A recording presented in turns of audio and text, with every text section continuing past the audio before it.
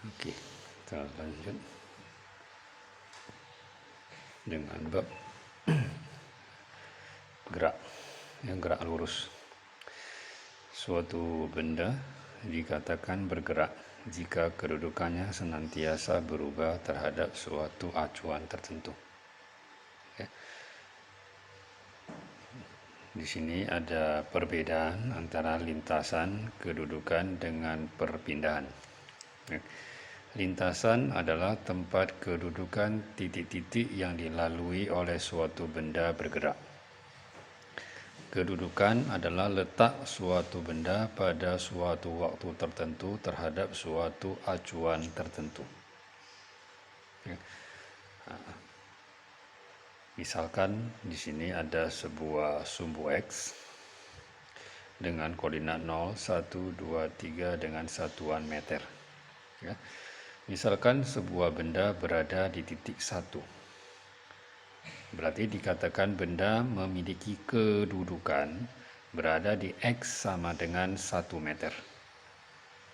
Ya. Jika benda ada di sini, berarti benda ada di kedudukan X sama dengan 3 meter. 3 meter ini dari mana? 3 meter dari 0. 0 ini dinamakan sebagai titik acuan. Ya. Jadi posisi suatu benda terhadap acuan namanya kedudukan. Okay. Jika benda bergerak dari 1 menuju 3, berarti ini namanya lintasan. Ya, ini lintasan yang dilalui. Dia orangnya berjalan lurus ke sana, ini adalah lintasan. Ya, lintasannya berbentuk garis lurus. Kalau dia berjalannya mutar gini, berarti lintasannya berbentuk melingkar. Ini lintasan. Perpindahan adalah perubahan kedudukan suatu benda karena adanya perubahan waktu.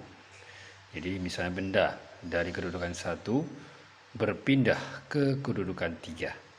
Maka perpindahannya ini, ya, dari sini berpindah kemari, berapa jauh dia berpindah itu namanya perpindahan. Perubahan kedudukan namanya perpindahan.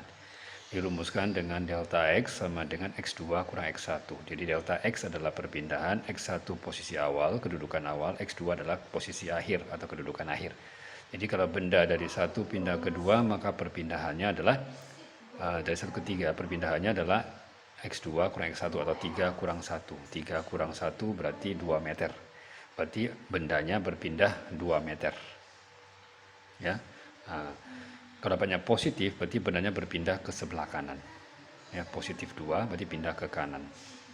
Kalau misalnya bendanya X1-nya mula-mulanya di 2, X1-nya 2, X2-nya adalah 1, maka perpindahannya adalah X2 kurang X1, berarti 1 kurang 2.